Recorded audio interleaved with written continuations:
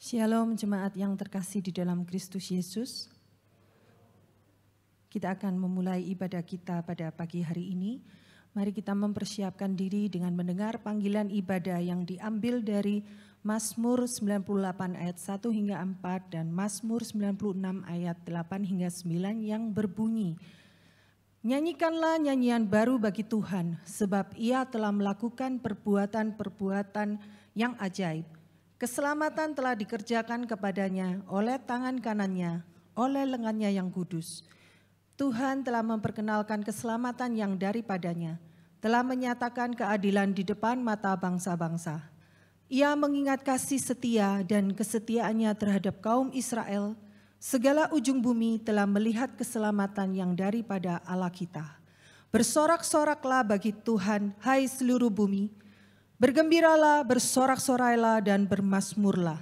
Berilah kepada Tuhan kemuliaan namanya, bawalah persembahan dan masuklah ke pelatarannya. Sujudlah menyembah kepada Tuhan dengan berhiaskan kekudusan. Gemetarlah di hadapannya, hai segenap bumi." Mari kita arahkan hati dan pikiran kita hanya kepada Allah Tritunggal. Saat teduh.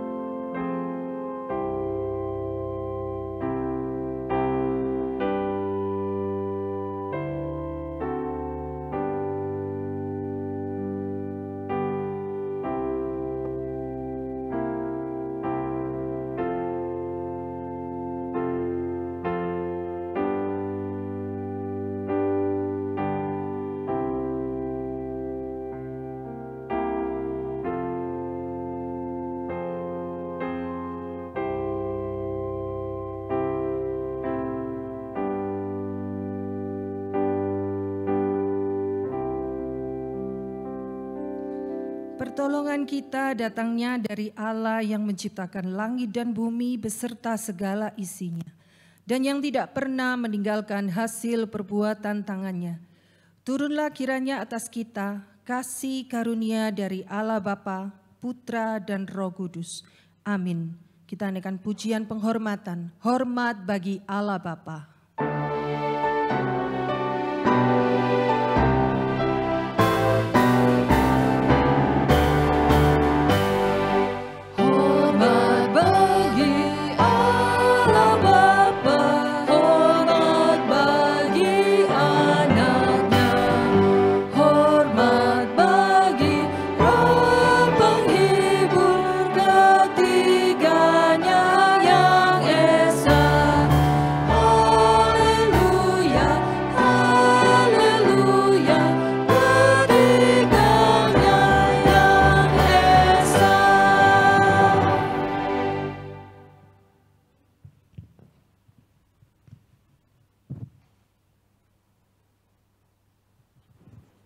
Mari kita masuk dalam doa.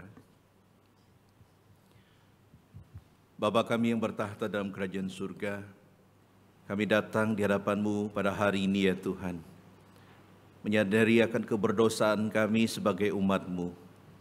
Ya Bapa, kerap kali kami najis bibir, pikiran kami juga seringkali mungkin memikirkan hal-hal yang tidak berkenan di hadapan Tuhan. Ampuni kami jika kami dalam satu minggu ini khususnya ada pelanggaran dan dosa yang kami lakukan. Kami rindu ya Tuhan, biarlah Engkau yang akan selalu memberikan kami anugerah dan pengampunan. Dan kami serahkan juga setiap kami ya Tuhan yang dengan sungguh-sungguh mengaku dosa mereka. Dan dengan sungguh-sungguh bertekad untuk hidup baru di dalam Tuhan. Biarlah Engkau memberikan kemampuan bagi setiap kami untuk sungguh-sungguh melakukan segala sesuatunya dengan sungguh-sungguh. Dan kami serahkan ibadah ini ke dalam tangan Tuhan.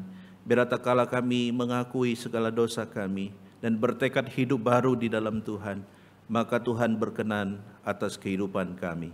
Berkatilah, kami serahkan waktu selanjutnya dalam tangan Tuhan. Dengar doa kami. Demi nama Tuhan Yesus kami berdoa dan mengucap syukur. Amin.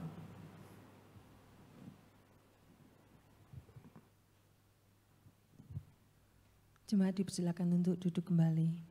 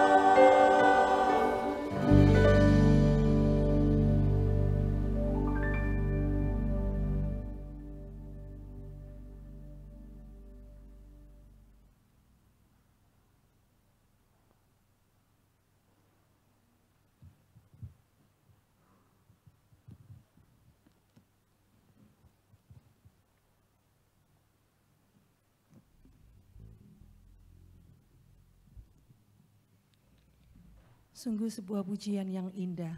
Terpujilah nama Tuhan kita Yesus Kristus. Dia telah buktikan kasih-Nya melalui pengorbanannya di atas kayu salib. Hanya Dia yang layak kita tinggikan dan muliakan. Mari bersama kita naikkan pujian bagi Dia Allah yang berkuasa dan memerintah. Bagi Tuhan Yesus Kristus, Sang Anak Domba Allah yang suci, kudus dan mulia. Biarlah Tuhan bertata di atas segala pujian. Agnus Dei.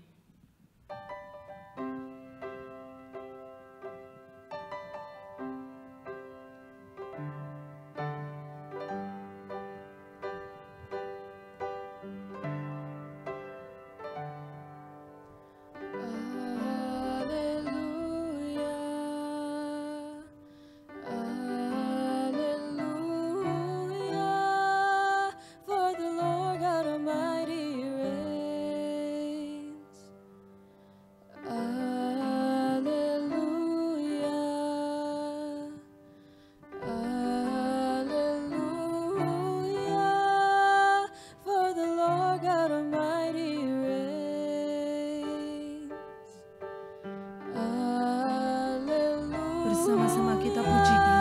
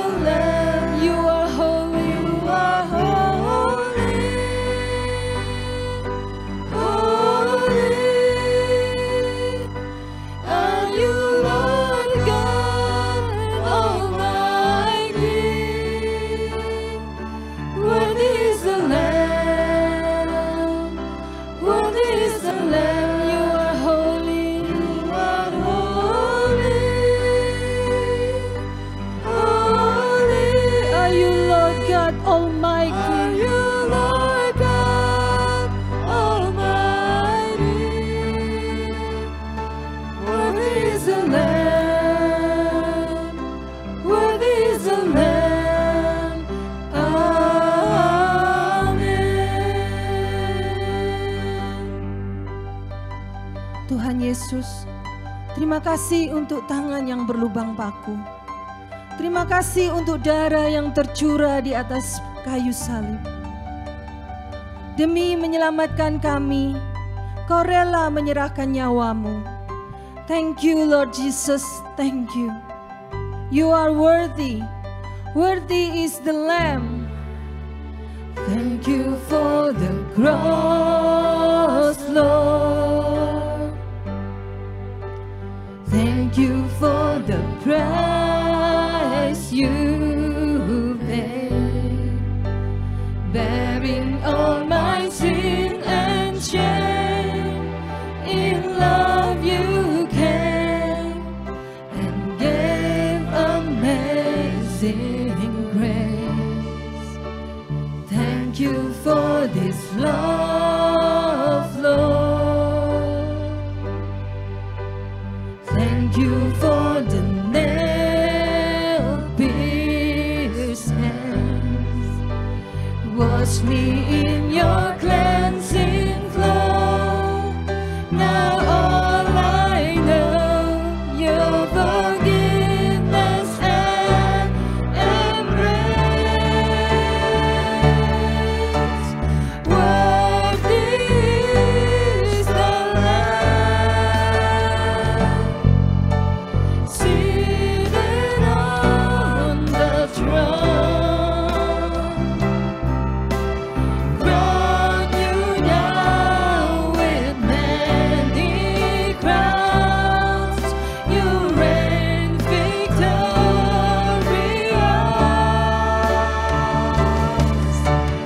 High and lifted up, Jesus, Son of God, the darling of heaven, crucified. Worthy is the Lamb. Worthy is the Lamb. Thank you for the cross, Lord. Thank you for the cross, Lord. Thank you for the price you paid, bearing all my sin and shame. In love you came and gave amazing grace. Thank you for this love, Lord. Thank you for the nail-pierced hands. Thank you for the nail-pierced hands. Wash me in your cleansing flow. Now all I know, your forgiveness and embrace. Worthy is the Lamb, seated on the throne.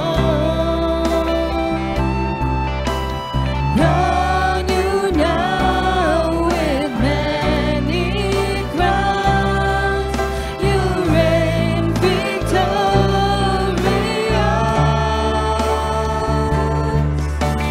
High and lifted up,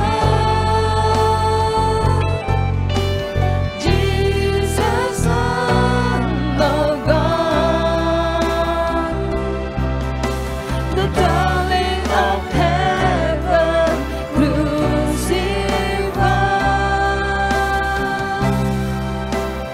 Worthy is the Lamb. Saya undang Bapak Ibu untuk bangkit berdiri. Worthy is the Lamb.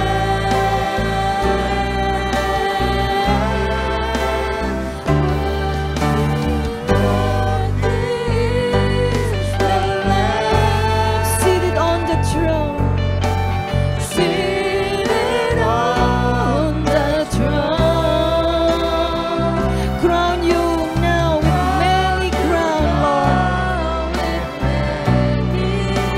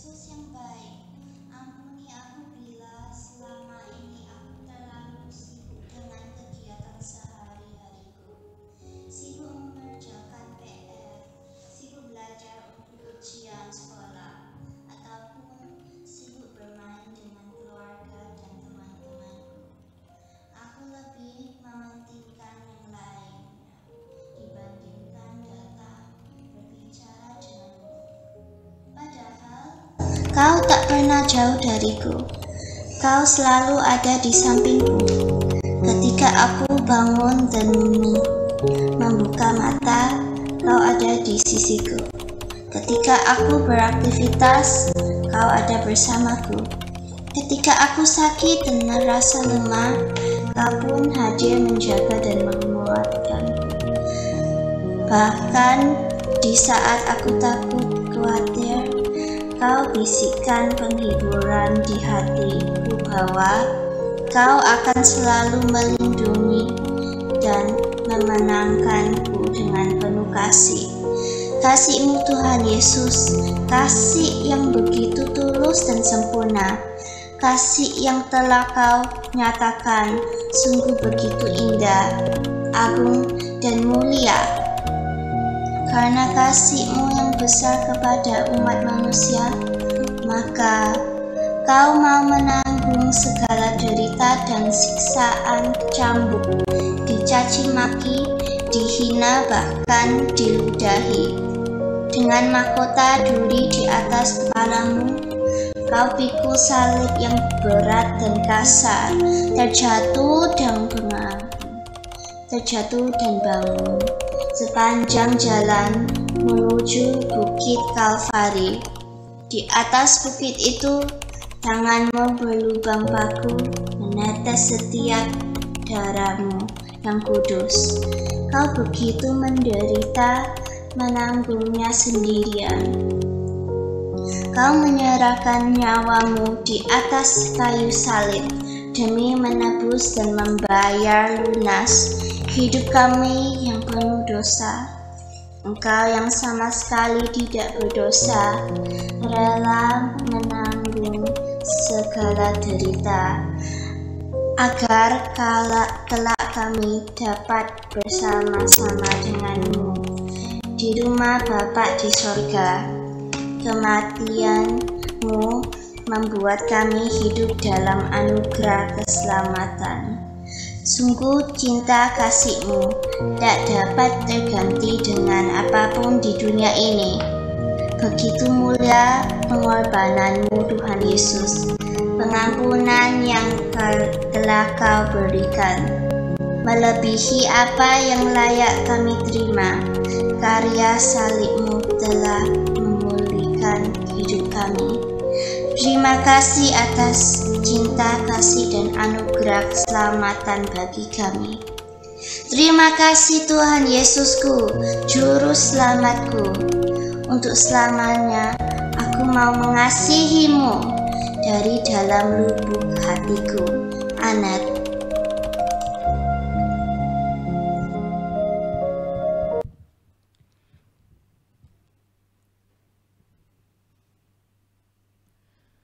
Surat Anet kepada Tuhan Yesus mewakili apa yang kita rasakan.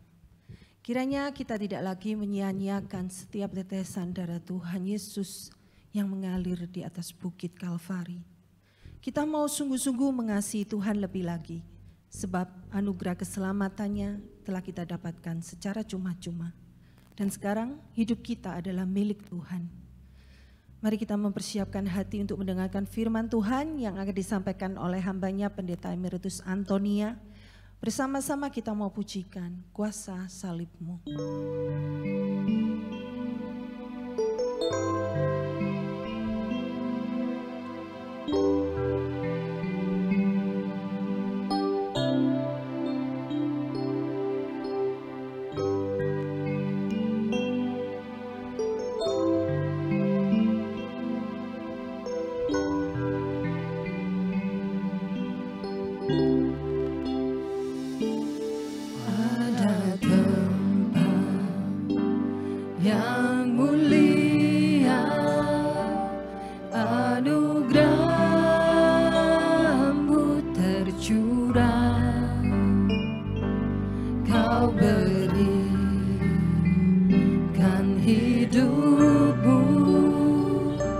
Sebagai ganti dosa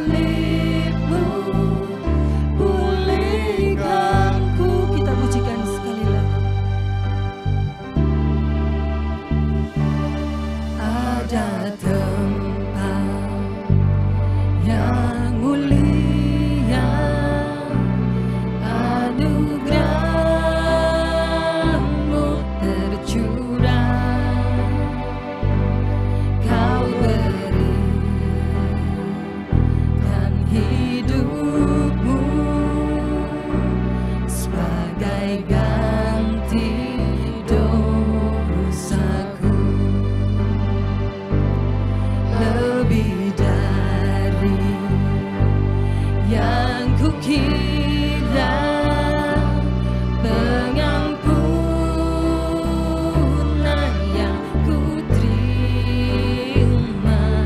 kasih Yesus yang abadi mengalir di Kalvari. Oleh karena salibmu, seluruh hidupku milikku, Tuhan, darahmu sucikanku, kuasa salibmu pulihkanku. Mari kita bangkit berdiri. Oleh karena salibmu, seluruh hidupku milikku, Tuhan, darahmu sucikanku, kuasa salibmu pulihkanku, kuasa salibmu pulihkanku, kuasa salibmu pulihkanku.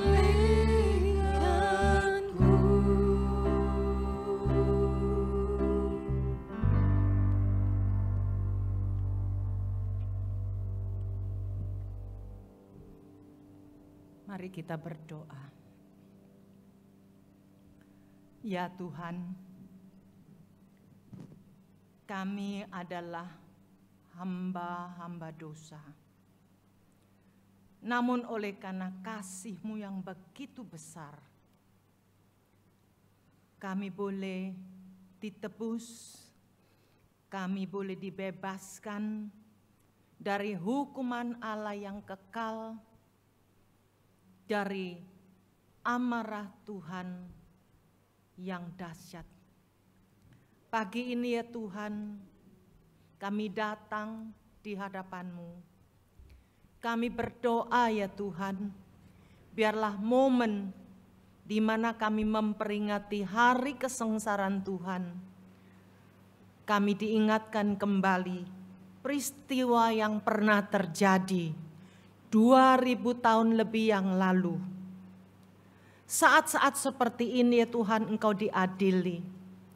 Saat-saat seperti ini Engkau akan menjalani salib yang sangat-sangat menakutkan.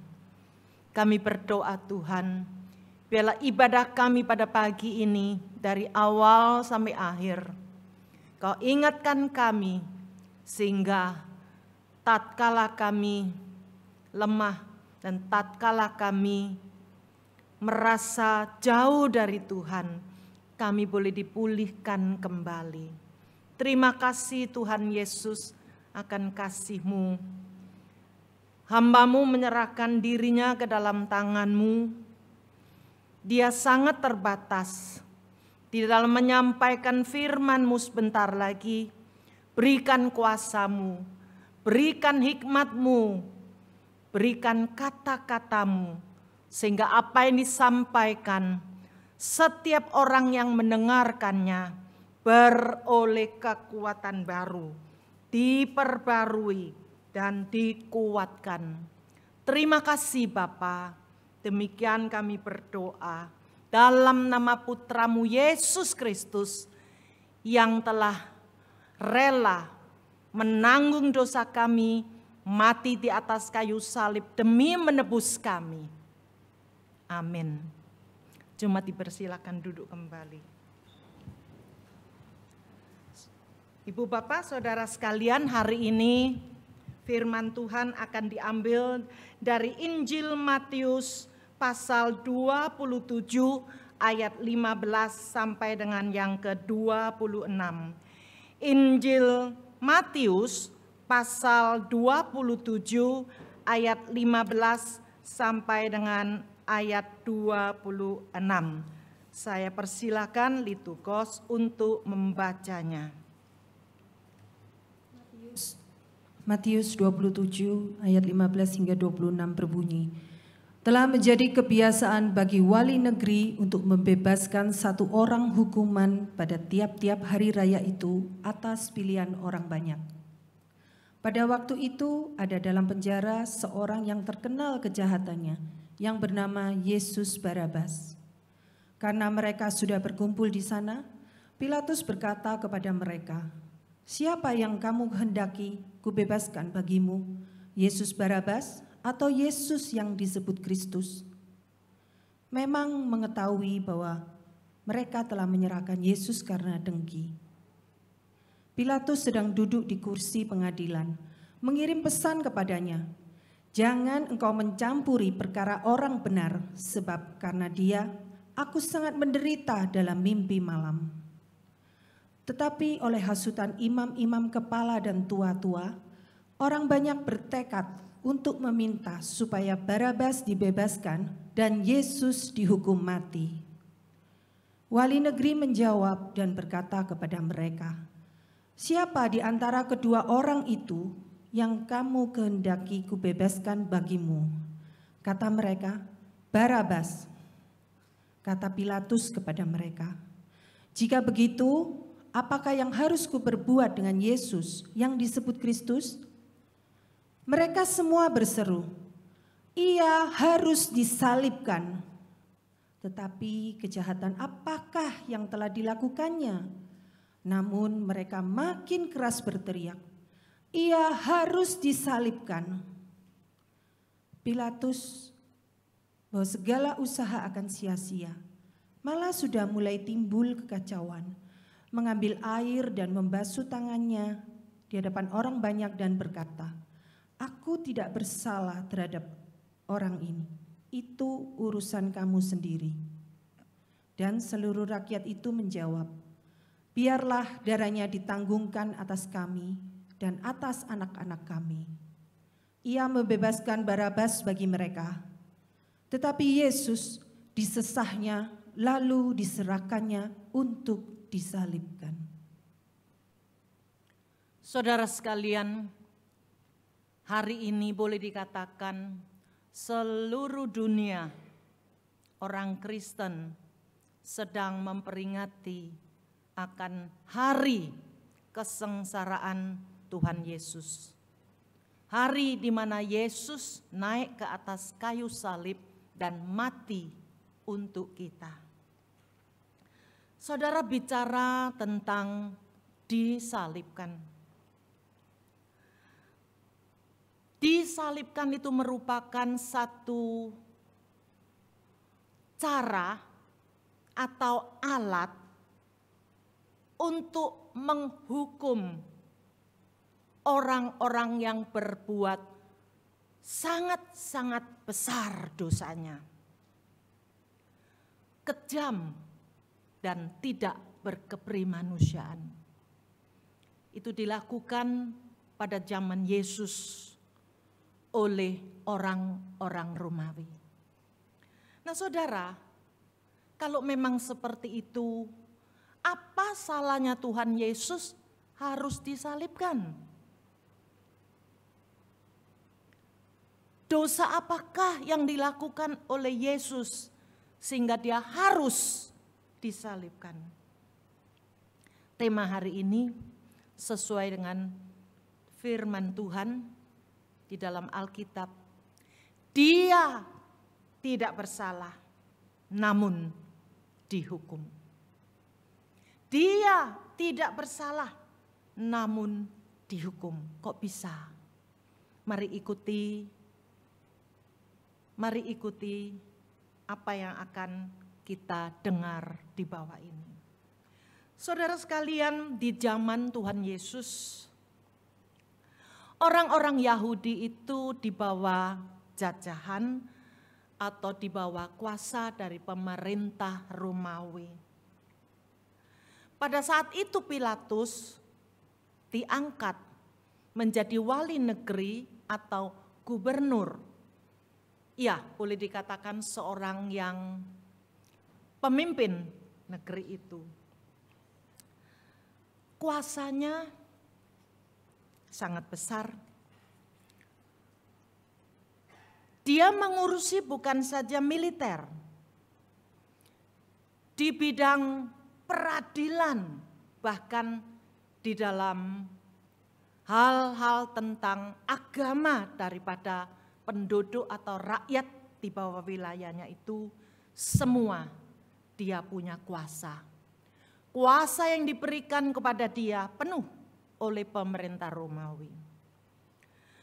Nah saudara, seperti yang tadi kita bacakan, kita dengarkan, ada satu bagian ayat mengatakan bahwa oleh karena iri dan dengki dari pemimpin-pemimpin agama Yahudi, termasuk imam besar, termasuk imam-imam tua-tua dan sebangsa dengan Yesus, mereka itu karena melihat Tuhan Yesus begitu luar biasa, di mana-mana menyembuhkan orang dengan mujizat, mengajarkan kebenaran yang mana mereka pemimpin-pemimpin agama selama ini tidak melakukan. Mereka mendengar Yesus mengatakan, "Aku adalah utusan dari Allah." Dianggap itu menghujat Allah. Dosanya tidak bisa diampuni. Sebenarnya mereka juga iri. Kemudian oleh karena iri, mereka ingin memusnahkan, ingin membunuh dia. Namun di zaman itu, rakyat biasa sekalipun pemimpin-pemimpin agama tidak boleh karena alasan agama mereka yang bertentangan sehingga mematikan seseorang. Mereka tidak berhak. Yang berhak adalah wali negeri, yaitu Pontius Pilatus. Saudara, oleh karena itu mereka membawa Yesus datang ke hadapan Pilatus, supaya melalui tangan Pilatus inilah Yesus dimusnahkan. Saudara, Pilatus bukan orang bodoh. Dia bisa diangkat sebagai wali negeri, dia bisa diangkat sebagai pucuk pimpinan mewakili pemerintahan pusat. Saudara, dia adalah orang yang cukup pandai. Namun saudara, tatkala Tuhan Yesus dibawa menghadap dia, tentu dia tidak tinggal diam. Dia pasti tanya kepada mereka yang bawa Yesus, "Ada apa dengan Yesus yang kau serahkan kepada aku?" Pasti mereka mengatakan bla bla bla bla bla. Setelah mendengarkannya, dia menganalisa. Kemudian dia juga datang kepada Yesus dan bertanya-tanya, "Sebenarnya karena apa kau diserahkan? Apa aja yang kau lakukan, yang kau katakan?" Setelah cross check saudara, Pilatus ternyata mengatakan kepada orang-orang yang membawa Yesus datang kepadanya, "Sesungguhnya aku tidak menemukan kesalahan orang ini yang sampai membawa dia kepada kematian. Aku tidak menemukan kesalahan atau dosa yang sampai membawa dia untuk mati." Istrinya pun bermimpi, merasa perlu memberitahukan pada suaminya, jangan mengutik orang ini, yaitu Yesus. Karena Yesus ini adalah orang benar. Nah saudara sekalian, kalau kita mengatakan itu adalah karena iri dengki dari pemimpin-pemimpin agama pada waktu itu, kita lihat lagi, dia tidak bersalah namun dihukum. Coba lihat, ini semua adalah catatan Alkitab. Tuhan Yesus sebelum disalibkan, dia 6 kali diadili. 6 kali. Dalam satu hari itu, 6 kali. 3 kali diadili oleh bangsanya sendiri, oleh pemimpin-pemimpin agama waktu itu. Yang pertama, diadili oleh mantan imam besar Yana. Yang kedua, diadili oleh imam besar yang sedang menjabat. Yang sedang menjabat itu sebetulnya adalah menantu daripada mantan imam besar. Yang ketiga, diadili oleh kumpulan yang disebut Sanhedrin. Saudara, kumpulan ini adalah kumpulan tertinggi bagi agama Yahudi. Ada apa-apa yang betul-betul serius harus diadili melalui boleh dikatakan mahkamah gitu ya. Tetapi ini disebut Sanhedrin. Mereka jumlahnya 71 orang. Di antaranya satu itu mereka semuanya adalah tua-tua. Satu di antaranya jadi ketua hakim agung. Satunya lagi wakil ketua hakim agung. Lalu yang 69 orang itu adalah anggotanya. Biasanya kalau akan mengadili kasus-kasus yang serius, hakim agung dan wakilnya duduk di depan.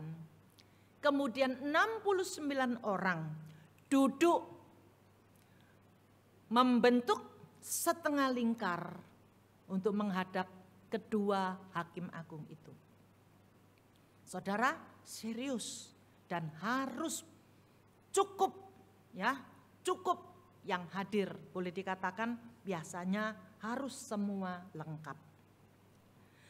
Nah, saudara sekalian, 3 kali tidak cukup. Lalu 3 kali juga Yesus diadili oleh wakil daripada pemerintahan Romawi. Yang pertama tentu Pilatus. Pilatus dia tahu bahwa atasan dia itu masih ada Herodes. Satu kali dia bawa ke hadapan Herodes. Rupanya Herodes juga melihat dua-dua mengatakan ini sebetulnya tidak ada apa-apa, itu urusan agama mereka sendiri. Tidak ada mengait tentang peradilan di dalam negeri ini yang mana dia harus disalibkan. Lalu dikembalikan lagi ke Pilatus. Jadi Pilatus, Herodes dan Pilatus lagi. 6 kali saudara-saudara sekalian. Nah, 3 kali waktu dihakimi oleh bangsanya sendiri atau pemimpin-pemimpin agama. Mereka mengadili Tuhan Yesus dengan sangat-sangat tidak adil dan tidak bisa dibenarkan. Yang pertama saudara, biasanya kalau di dalam mengadili kasus-kasus besar tentang agama, pemimpin-pemimpin agama ini harus mendapatkan saksi-saksi yang bisa dipercaya untuk membela Tuhan Yesus, tapi tidak ada. Mereka justru memakai orang-orang yang menentang Tuhan Yesus itu yang dijadikan saksi. Jadi saksi-saksi mereka itu palsu. Saksi-saksi mereka adalah tidak benar. Bahkan saudara, biasanya peradilan seperti itu harus dilakukan pada siang hari, bukannya pada malam hari. Namun Tuhan Yesus diadili pada malam hari. Dan biasanya kalau peradilan itu tidak boleh langsung dijatuhi ketok. Tidak boleh. harus tunggu berapa hari lagi. Tapi Tuhan Yesus dijatuhi kesalahan dan hukumannya pada malam itu juga. Yang kedua, sebetulnya banyak saudara, saya cuma ambil 3 aja ya. Yang kedua, imam besar menyuruh Tuhan Yesus mengatakan apa sebenarnya. Apa yang benar, dengan kata lain, supaya dia di hadapan Tuhan berkata benar. Setelah Tuhan Yesus mengatakan segala yang benar, namun justru karena perkataan Yesus itu, Yesus dijatuhi hukumannya. Yang ketiga, saudara, mengadili, memutuskan kasus yang begitu besar sebenarnya harus dilakukan di tempat pengadilan yang resmi, dihadiri oleh anggota Sanhedrin yang lengkap. Namun saudara, Yesus tidak diadili pada tempat yang resmi yang tepat dan juga hanya dengan beberapa orang saja, tidak lengkap saudara. Saudara sekalian, di dalam pengadilan yang dilakukan oleh pemerintah, yaitu dari Pilatus, Herodes dan Pilatus lagi, tadi sudah saya katakan, dari kedua orang pemimpin yang mewakili pemerintahan Romawi, baik Pilatus maupun Herodes, mereka dua-duanya mengatakan sebenarnya orang ini, yaitu Yesus, tidak harus mati. Kami tidak mendapatkan kesalahan apapun yang begitu berat yang seperti dilaporkan oleh rakyat atau oleh pemimpin-pemimpin agama Yahudi itu. Saudara, mestinya mereka boleh sebagai wali atau wakil pemerintah Romawi menyetop akan perbuatan atau niat jahat dari bangsa Yahudi sendiri. Pilatus bukan orang bodoh, Herodes juga bukan orang bodoh. Namun Alkitab mengatakan, karena hasutan daripada orang-orang yang begitu banyak dan berteriak-teriak histeris, saudara, dia terjepit sehingga apa yang rencana mereka tadinya akan membebaskan itu tidak terlaksana. Sampai akhirnya Pilatus mengatakan, ambil 1 ember air. Kalau memang harus memusnahkan Yesus, saya tidak ikut-ikut. Kalian sendiri yang memikul dosa. Dan mereka bilang, siap. Saudara, kami tidak membenarkan Pilatus. Tetapi itulah yang terjadi pada diri Yesus. Harusnya dia tidak salah, harus dibebaskan. Apalagi di tangan Pilatus dan Herodes. Mestinya harusnya bebas. Tetapi itu pun tidak bisa sesuai dengan keadilan. Nah, saudara sekalian, mengapa Yesus harus disalibkan di atas kayu salib? Jelas bukan karena kesalahannya. Tetapi karena siapa? Karena umat manusia yang akan binasa selama-lamanya karena murka Allah terhadap dosa umat manusia. Tidak ada satupun yang bisa luput. Dan akibatnya adalah mati selama-lamanya roh mereka. Yesus demi menggenapi keselamatan bagi umat manusia, bagi saudara dan saya. Dia menggenapi keselamatan ini di atas kayu salib untuk membayar lunas apa yang sebagai tuntutan dari Allah Bapa. Saudara, manusia di dalam dunia ya, semua orang telah berbuat dosa. Telah membuat Allah pencipta kita itu begitu marah.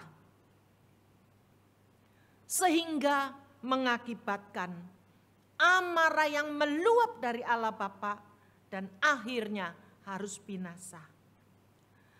Di dalam dunia ini tidak seorang pun yang dapat menggunakan kebaikannya atau hartanya atau apapun yang dilakukan untuk mendapatkan keselamatan dari Allah. Karena perbuatan manusia sebaik apapun di mata Tuhan itu tidak memenuhi syarat. Dan seperti Alkitab katakan, ibarat seperti jubah atau baju yang compang-camping, tidak berguna dan tidak ada nilainya. Tetapi tuntutan dari Allah Bapa, dosa selalu harus dibayar dengan darah. Dibayar dengan penumpahan darah. Itu adalah standar, itu adalah permintaan daripada Allah. Saudara ingat, tak kala Adam dan Hawa berbuat dosa. Demi menyelamatkan mereka, Allah Bapa, Dia telah menyembelih anak domba yang tidak bersalah. Kulit dari anak domba itu dibuatkan sebagai yang bisa menyelamatkan Adam dan Hawa. Menutupi segala dosanya, menutupi segala hal-hal yang malu. Dan disitulah awal daripada wahyu di mana Tuhan Allah kita nantinya akan menggenapi keselamatan buat umat manusia. Saudara, di dalam Alkitab dari perjanjian lama sampai perjanjian baru kalau kita perhatikan, semua yang dicatat itu di perjanjian lama itu bayang-bayang. Tapi akhirnya sampai Tuhan Yesus datang ke dalam dunia, itu wujudnya. Saudara, manusia ingin diselamatkan tanpa penumpahan darah, tidak bisa. Ingat perjanjian lama, kalau bangsa Yahudi, umat Tuhan, kalau berdosa, mereka selalu harus membawa korban. Entah itu lembu, entah itu kambing. Itu harus dibunuh. Dan darahnya itu dicurahkan dan darahnya itu sebagai pengganti dosa mereka. Dan bukan satu kali. Setiap kali mereka berbuat dosa, mereka harus lakukan dan lakukan dan lakukan. Namun di dalam perjanjian baru, penumpahan darah dilakukan oleh anak Allah sendiri yang diutus datang ke dalam dunia. Datang bukan untuk hidup tetapi untuk mati. Mati di atas kayu salib. Menumpahkan darahnya. Sekali dilakukan punya khasiat selama-lamanya. Dosa kita telah ditebus oleh darah Yesus. Darah Yesus inilah telah membayar lunas hutang-hutang kita di hadapan Tuhan. Dengan kata lain saudara, kalau Tuhan Yesus tidak disalib di atas kayu salib untuk mengalirkan darahnya yang mulia dan kudus, saudara, kita umat manusia, saudara dan saya, pasti akan menanggung dosa kita masing-masing dan akan membayarnya kepada Allah dan kita akan mati. Saudara sekalian, hari ini Yesus disalibkan. Dia telah mengorbankan segala-galanya. Tidak meninggalkan sedikit pun untuk kepentingan dirinya. Seanteronya dia bayarkan demi melihat bahwa saudara dan saya, umat manusia, punya jiwa yang kekal. Kalau tidak diselamatkan, mati kekekalan, binasa kekal selamanya. Jadi hari ini kita memperingati Tuhan Yesus disalib, dia menderita. Justru di sanalah kita melihat betapa besar kasih-Nya kepada kita semua.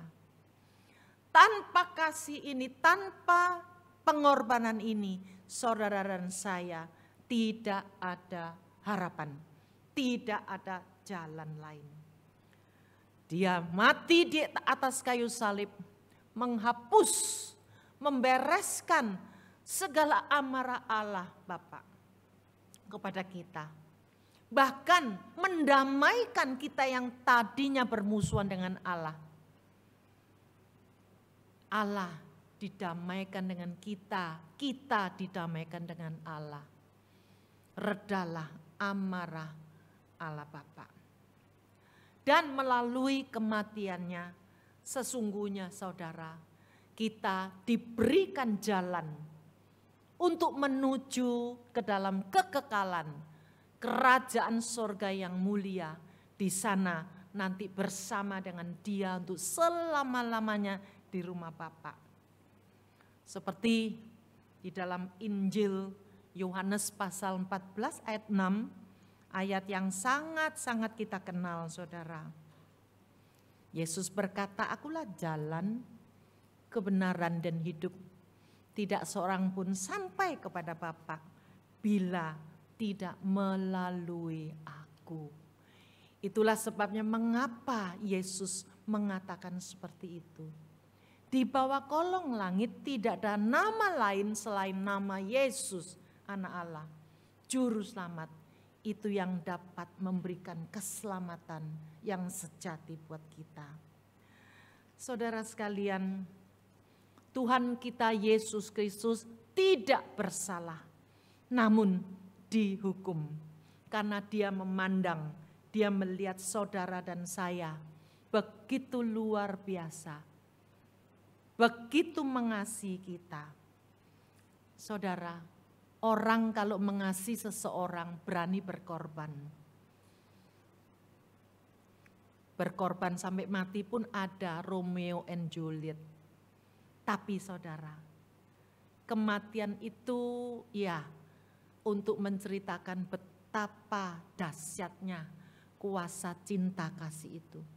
Namun Yesus mati untuk kita bukan saja seperti Romeo dan Juliet, tetapi lebih dari itu. Oleh karena mengasihi kita, kita diselamatkan untuk hidup yang kekal. Kalau yang dilakukan manusia itu mau berkorban, dua-dua lenyap saudara. Tapi Tuhan Yesus justru melalui kematiannya memberikan kita harapan. Sehingga kita hidup kembali, bahkan hidup selamanya. Bukan saja nanti di dalam kerajaan surga, di dalam kekekalan nanti. Sekarang juga, tatkala kita sudah menjadi anak-anaknya. Kita diberikan makna, arti hidup yang luar biasa. Yesus berkata, "Aku datang untuk memberikan hidup yang berkelimpahan untuk domba-dombanya, yaitu saudara dan saya." Hidup yang berkelimpahan bukan berarti hidup berkelimpahan hanya materi, tapi lebih daripada itu hidup berlimpahan. Kita bisa punya makna hidup, nilai hidup yang luar biasa. Kita bisa menikmati damai, sejahtera, sukacita, ada pengharapan. Di saat-saat kita lemah, ada kekuatan. Di saat-saat kita sedih, ada Tuhan beserta dan menghibur, dan lain sebagainya. Saudara sekalian, coba kita pikirkan ya, di dalam dunia ini antara sesama manusia, kalau berdagang, jual beli, itu artinya tukar menukar barang. Biasanya, umumnya ya pasti nilainya harus imbang. Nilainya harus imbang. Kalau tidak imbang sekali dua kali tidak apa-apa. Kalau keterusan kasihan yang rugi itu. Tetapi Tuhan Yesus, Dia melakukan tukar menukar dengan umat manusia, dengan saudara dan saya, dengan nilai yang sangat tidak berimbang. Bayangkan, Dia adalah anak Allah. Dia adalah yang suci, Dia adalah yang maha kudus. Tapi Dia rela menjadi manusia yang terbatas. Dia yang tak terbatas menjadi manusia yang terbatas. Kalau sudah di Yerusalem sudah tidak bisa di Galilea, tidak bisa di tempat lain. Dia begitu terbatas. Kemuliaannya terbatas. Tetapi sebaliknya, kita yang manusia sebetulnya hina, tidak ada apa-apanya. Kita ini siapa? Manusia seperti debu, dibuat dari debu memang.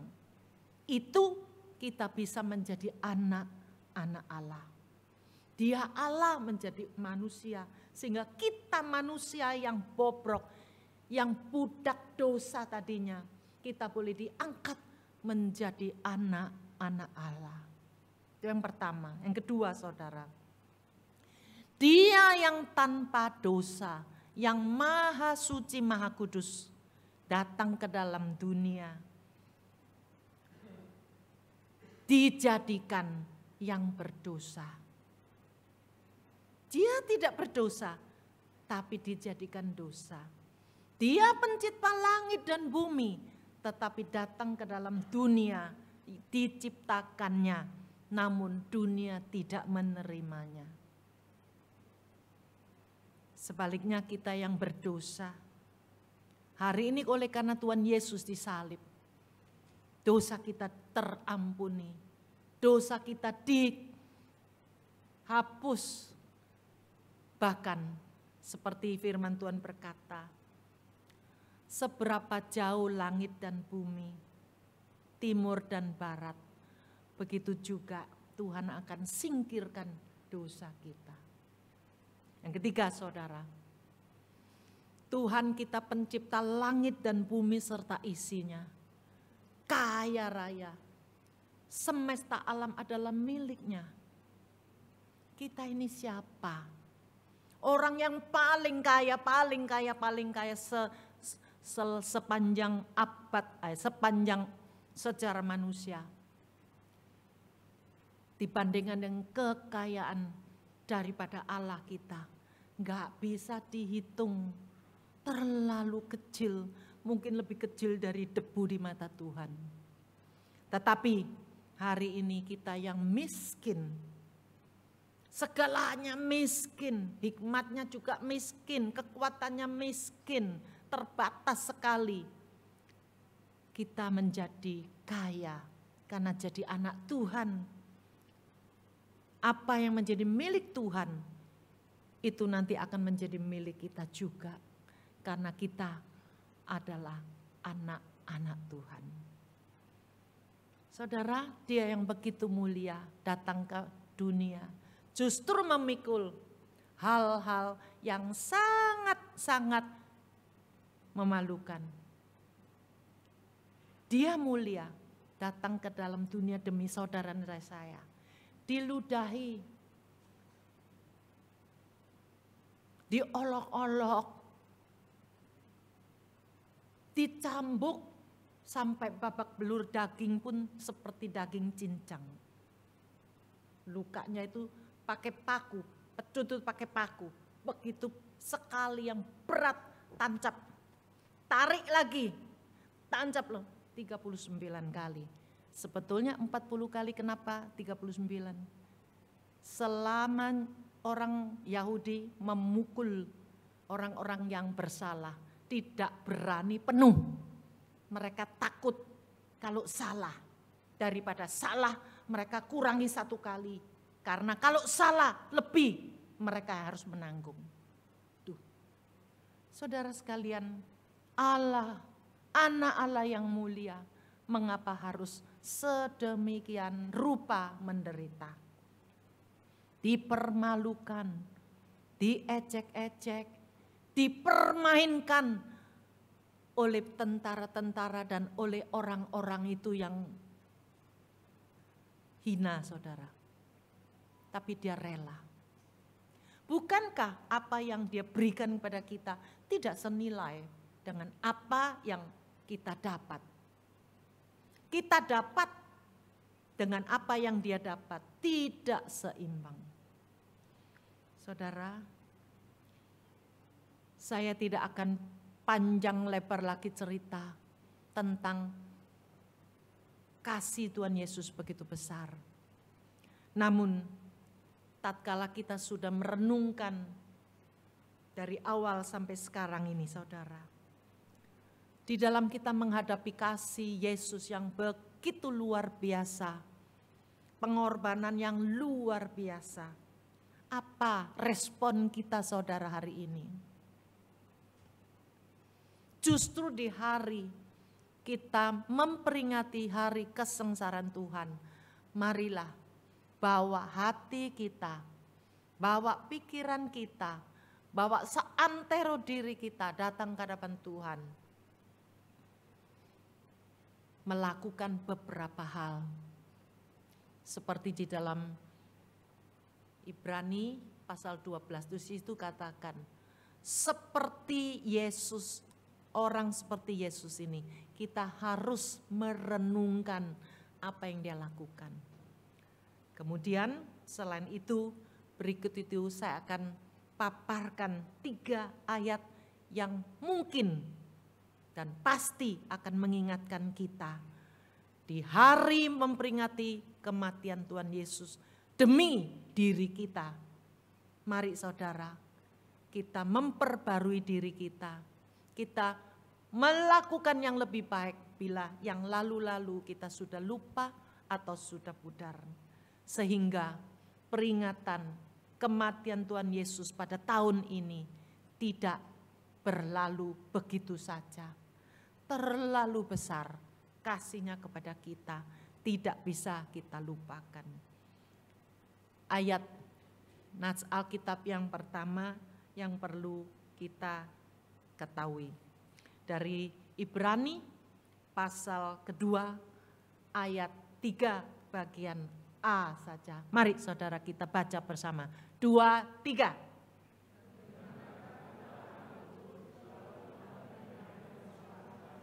Sekali lagi yang keras.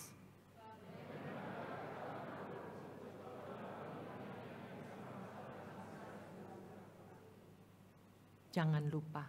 Yang kedua.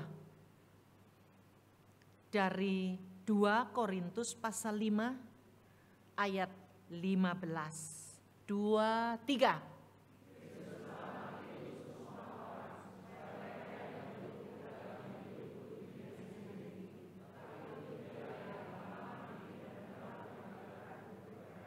Mereka di tempat ini, coba kita ganti saya.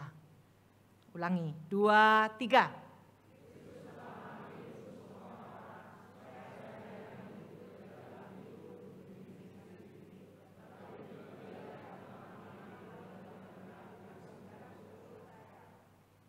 Yang terakhir saudara, dari Filipi pasal yang pertama ayat yang ke-20. 2, 3.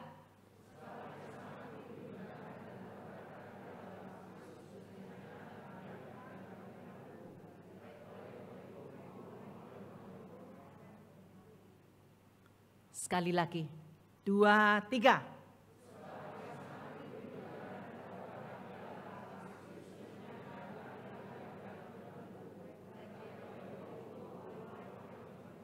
Mari kita berdoa. Tuhan, Engkau telah mendengarkan kami, anak-anak-Mu, yang telah membacakan beberapa ayat-ayat ini.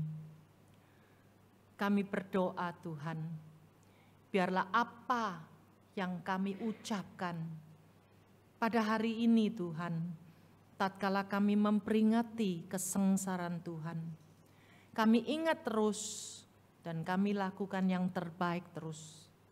Bagaimana kami bisa membalas kasih-Mu Tuhan? Biarlah kami boleh menggunakan waktu kesempatan yang masih ada untuk membalas kasih-Mu semaksimal mungkin. Kami lemah Tuhan, tapi kami yakin apabila kami bertekad dan kami mau, Tuhan berbelas kasihan memberikan kami kekuatan ekstra sehingga kami boleh melakukannya. Hari lepas hari, semakin hari dekat pada Tuhan, semakin hari mengenal Kristus lebih dekat. Sehingga setiap hari kemajuan itu nyata. Dan satu hari tatkala kami bertemu dengan Tuhan, kami boleh bertemu di dalam sukacita dan penuh kemenangan. Terima kasih Bapa, dalam nama Putra-Mu Yesus Kristus kami berdoa. Amin. Jemaat sekalian, sebentar lagi kita akan mengadakan perjamuan kudus, di mana Tuhan Yesus pada hari yang terakhir sebelum meninggalkan murid-muridnya naik ke atas kayu salib, dia mengadakan perjamuan terakhir. Seperti biasa saudara, untuk saudara-saudara yang sudah dibaptis dewasa, yang sudah mempersiapkan hati, mari bersama-sama dengan kita semua untuk memperingati hari yang luar biasa ini. Saya persilahkan saudara sekalian siapkan hati dengan sungguh-sungguh dan saudara berdoa teduh.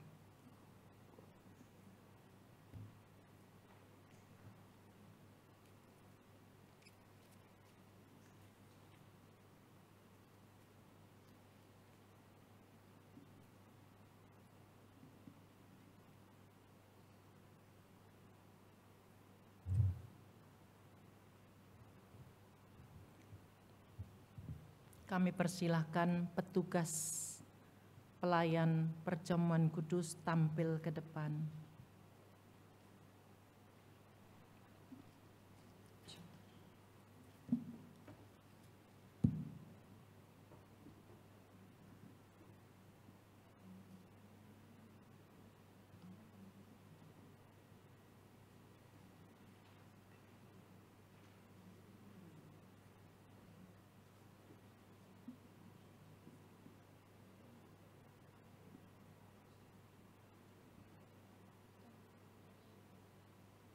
Mari saudara kita berdoa.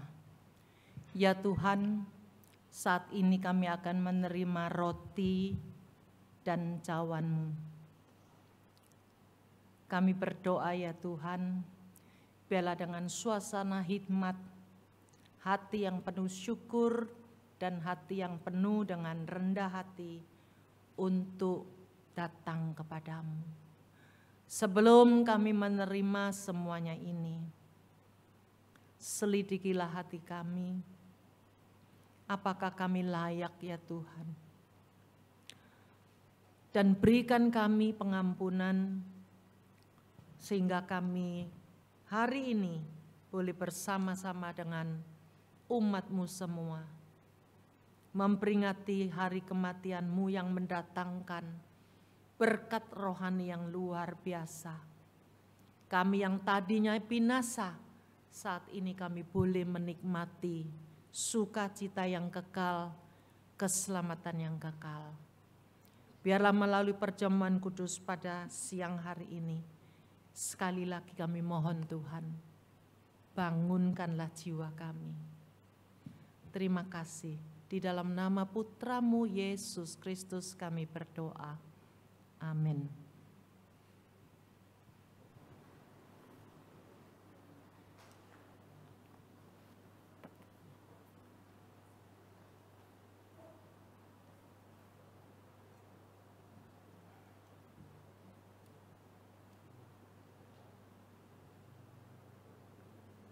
Pada malam Tuhan Yesus diserahkan, Dia mengambil roti setelah mengucap syukur atasnya.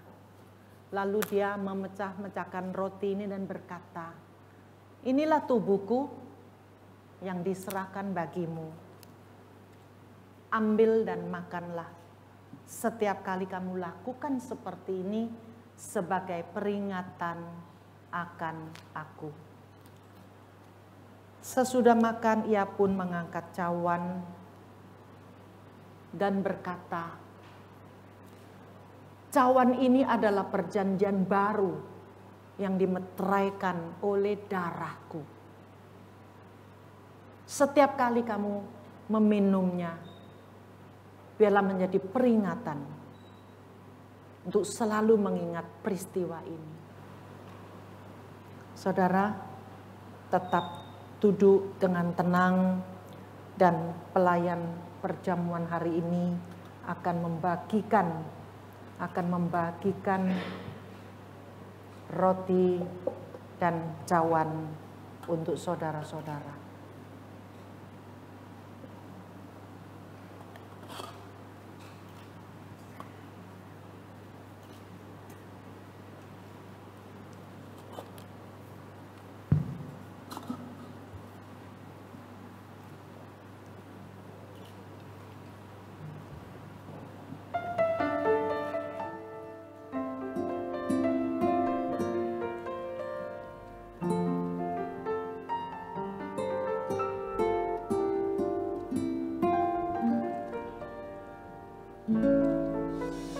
Jalan Via Dolorosa saat di Yerusalem, seorang tak berdosa disalibkan,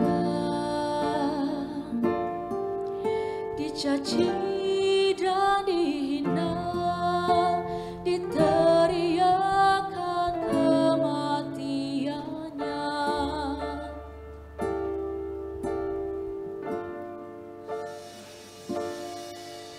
Dia disiksa dan didera, dicambuk di tubuhnya, mahkota duri pada kepalanya, dipikulnya salibnya, dia melangkah menuju Kalvari. Jalan Via Dolorosa, jalan penderitaan, Yesus Kristus domba Allah disalib. Dia memilih disalib, bukti kasih pada kita. Karena kita, dia serahkan dirinya di Kalvari.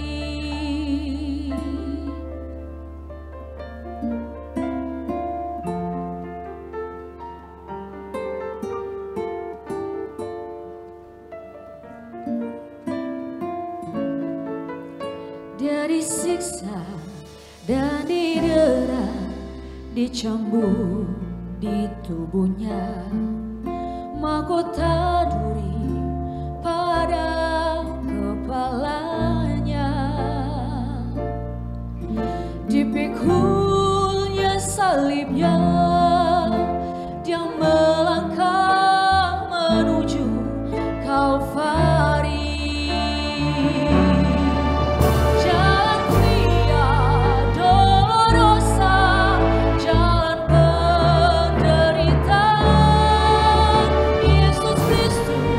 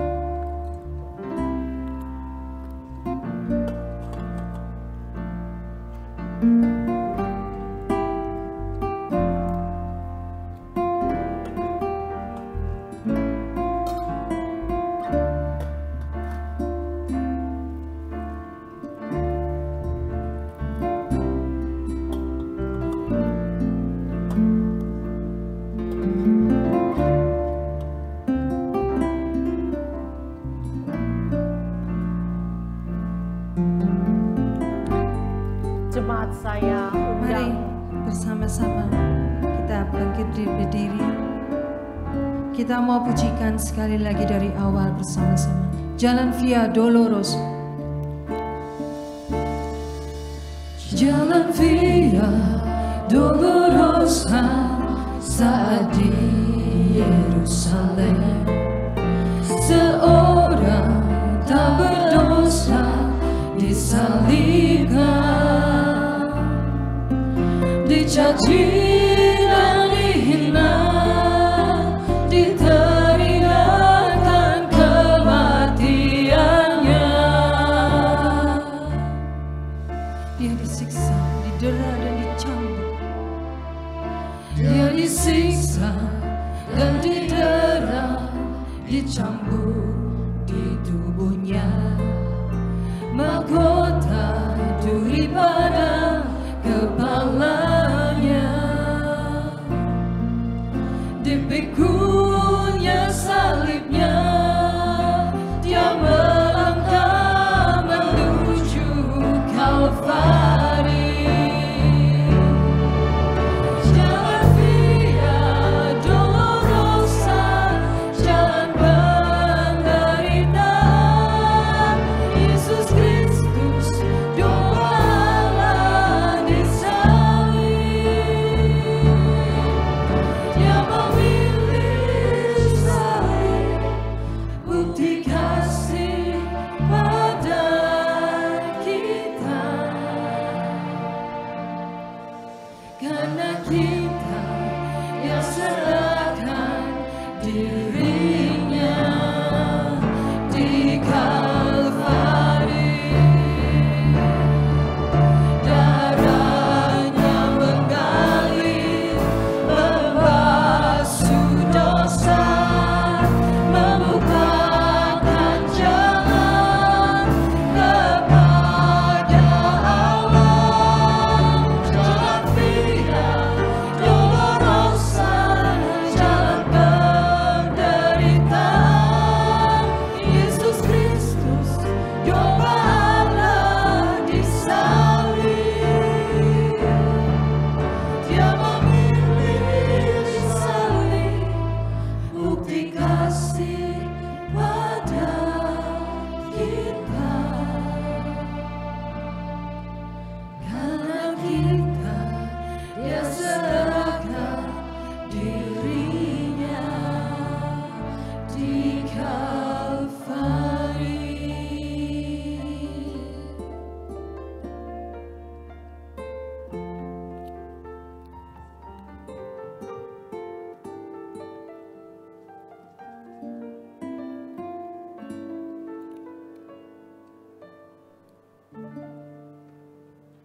Saudara, silakan mempersiapkan roti terlebih dahulu.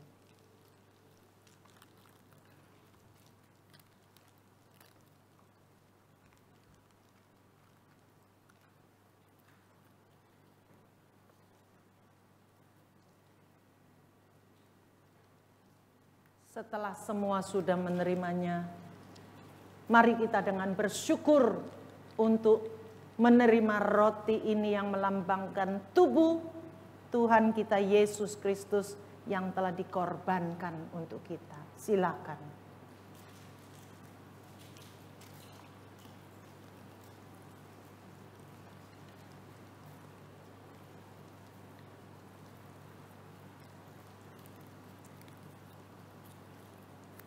Saat ini juga mari kita siapkan cawan anggur yang di tangan kita.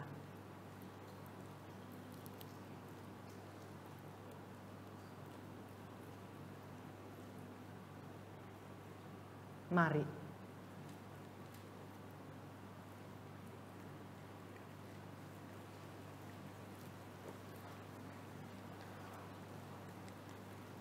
Mari kita berdoa.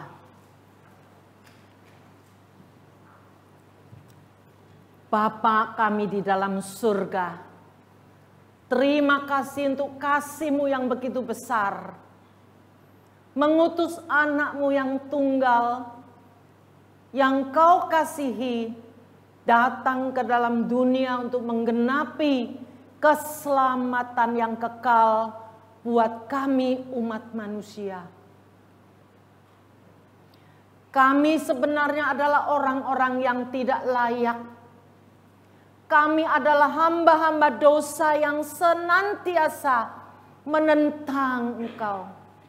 Tetapi Tuhan, oleh kasih-Mu yang besar, dan oleh karena kasih Yesus pun rela datang ke dalam dunia ini, di atas kayu salib, membayar dengan harga yang mahal, untuk menggenapi keselamatan yang kekal bagi kami hari ini.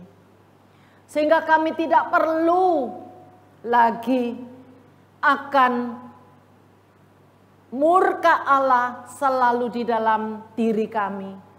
Sehingga kami boleh menikmati damai sejahtera yang sejati di dalam Engkau.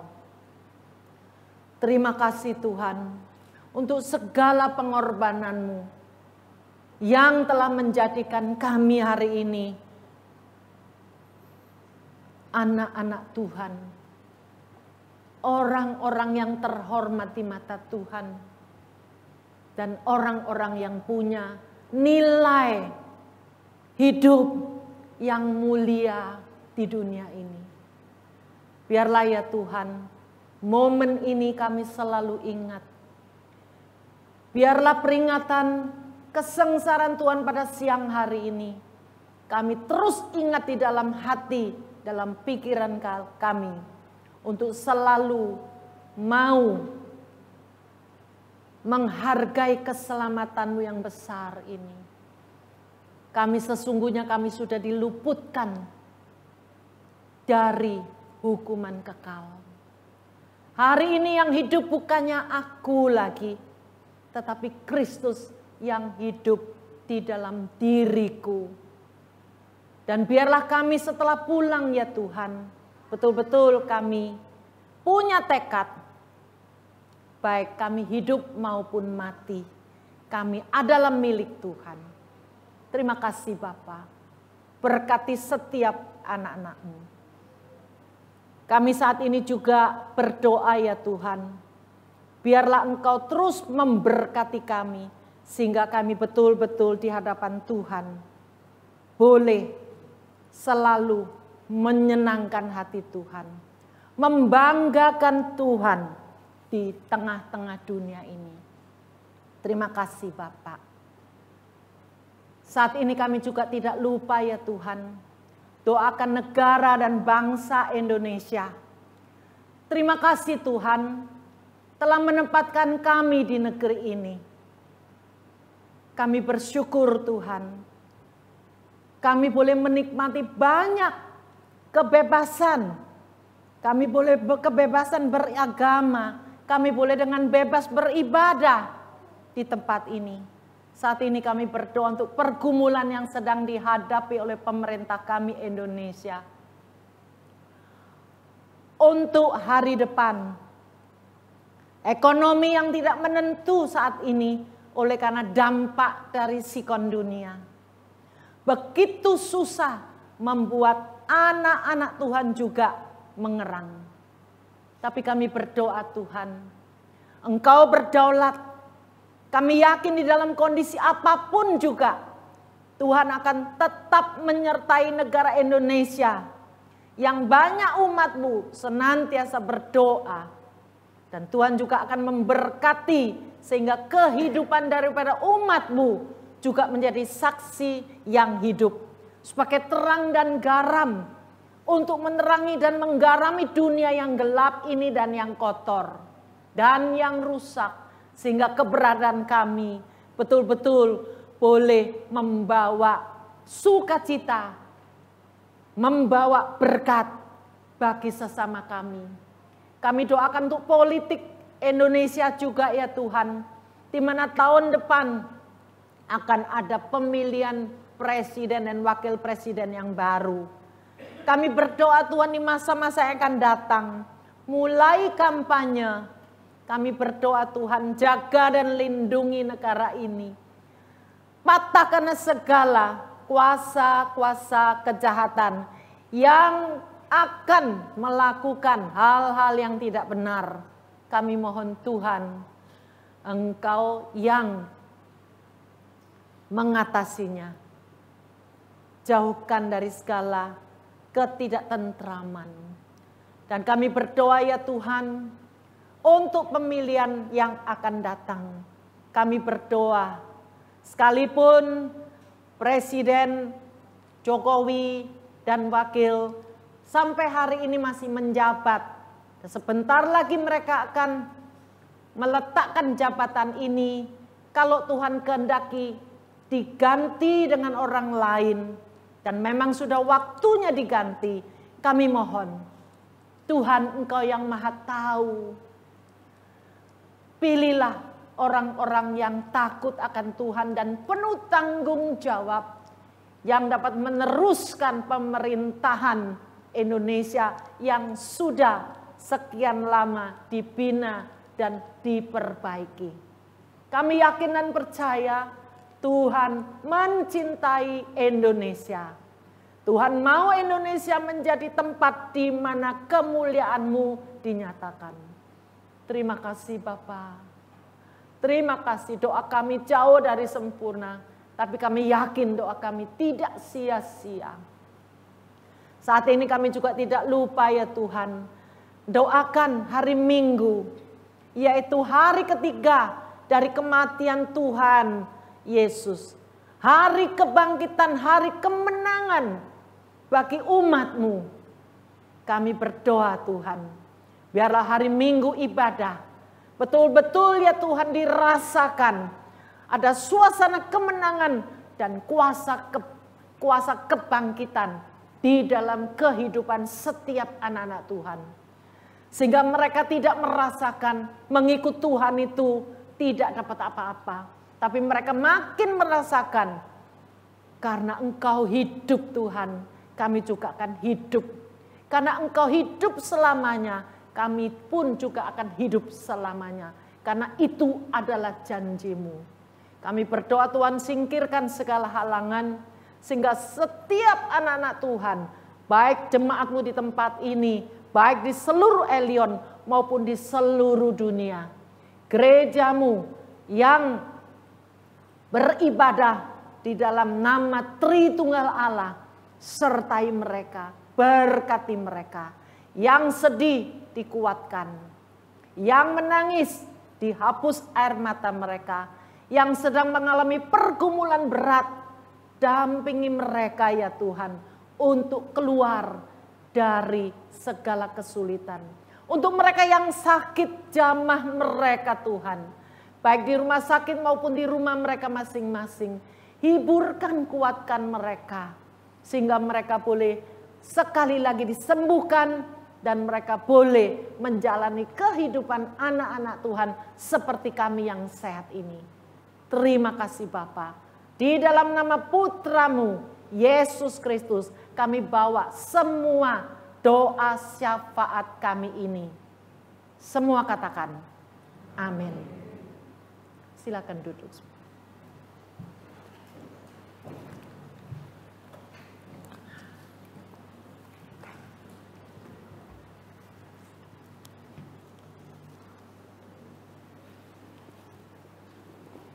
Saya turun Kak, saya turun ya. Oke.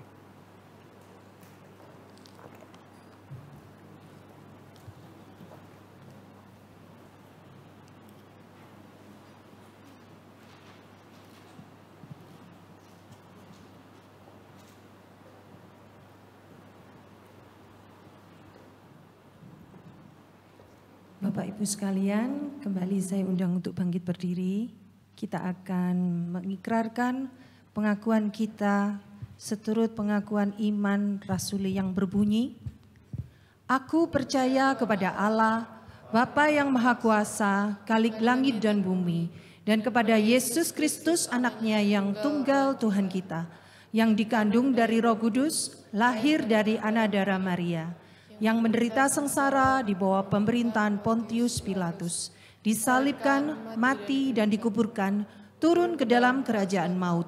Pada hari yang ketiga, bangkit pula dari antara orang mati, naik ke surga, duduk di sebelah kanan Allah, Bapa yang Maha Kuasa. Dan dari sana ia akan datang untuk menghakimi orang yang hidup dan yang mati. Aku percaya kepada Roh Kudus, gereja yang kudus dan am, persekutuan orang kudus, pengampunan dosa, kebangkitan tubuh, dan hidup yang kekal. Amin. Jemaat dipersilakan untuk duduk kembali. Kasih Tuhan kepada kita sungguh mulia, tulus dan sempurna. Pengorbanannya di atas kayu salib telah membuktikan begitu berharganya kita di mata Tuhan. Sehingga ia rela meninggalkan tahtanya di sorga untuk turun ke dunia dan lahir menjadi manusia. Dia mengalami penderitaan yang amat sangat dan menyerahkan nyawanya demi menanggung dosa setiap umat manusia. Dia yang tidak bersalah namun dihukum, semuanya demi memberikan jalan kehidupan bagi setiap kita yang percaya kepadanya. Kini tibalah saatnya kita diberi kesempatan untuk memberikan persembahan buat Tuhan. Dengan hati penuh ucapan syukur kita berikan yang terbaik untuk Tuhan. Kita mau pujikan dan tinggikan Tuhan kita di atas segalanya. Karena hanya Dia yang layak terima pujian, hormat dan kemuliaan.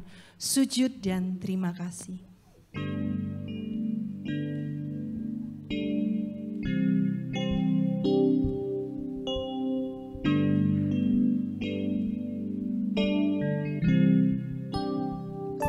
Kasih Tuhan sungguh mulia,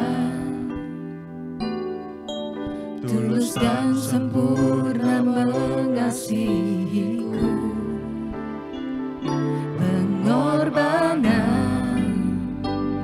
di Kalvari sungguh berharga, kau tebus dosaku.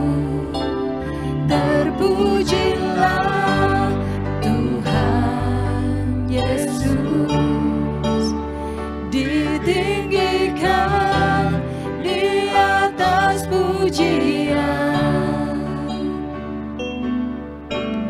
Dari dalam lubuk hatiku, ku sujud dan berterima kasih.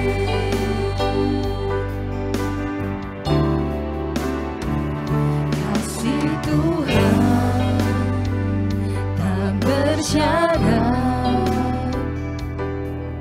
tak seperti cinta yang ada di dunia.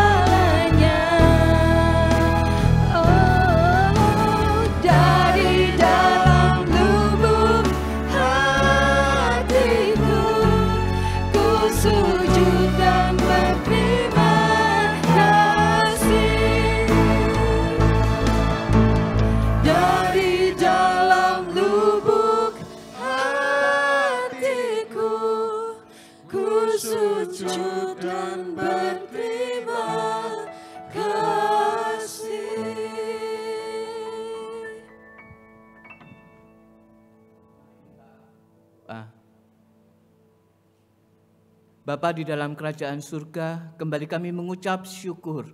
Engkau yang seharusnya tidak bersalah, tetapi engkau didakwa, bahkan engkau mati di salib. Engkau menerima hukuman yang seharusnya kamilah yang dihukum. Kamilah yang seharusnya bersalah. Kamilah yang seharusnya berdosa. Namun engkau telah menebus kami. Sungguh kami mengucap syukur Tuhan untuk karya keselamatan yang telah Tuhan berikan bagi kami. Engkau rela mati bagi kami, kasih-Mu yang besar bagi kami. Keselamatan itu yang boleh kami syukuri di dalam kehidupan kami. Oleh karena itu Tuhan, ketika kami bawa persembahan kami menaikkan syukur kami. Ajar kami bukan hanya memberikan secara materi, tetapi seluruh kehidupan kami hanya untuk memuliakan Tuhan dimanapun Tuhan tempatkan kami berada. Pakai Tuhan untuk persembahan kami sebagai alat kemuliaan-Mu. Dan Kau berkati untuk setiap kami, baik yang memberikan maupun yang sampai sekarang belum sempat untuk memberikan. Tuhan, kami mau menyerahkan persembahan kami ke dalam tangan-Mu. Terpujilah Engkau ya Bapa, demi Kristus kami berdoa dan menaikkan syukur kami. Amin.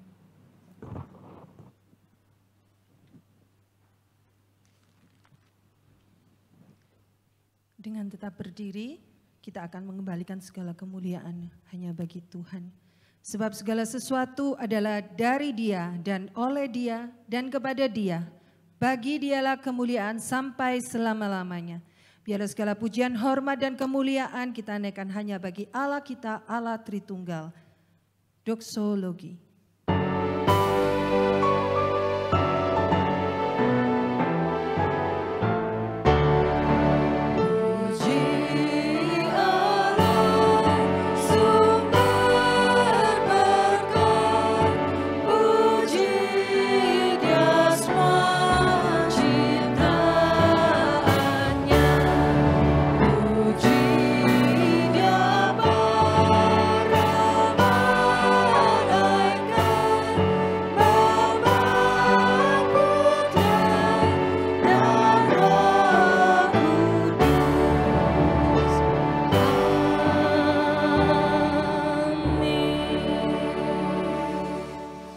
Jemaat yang dikasihi Tuhan, arahkanlah hatimu dan terimalah berkat.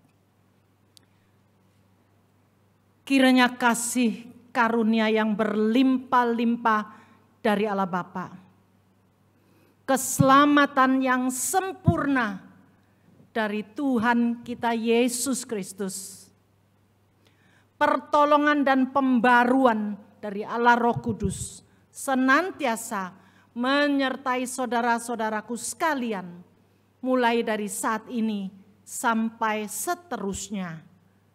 Amin.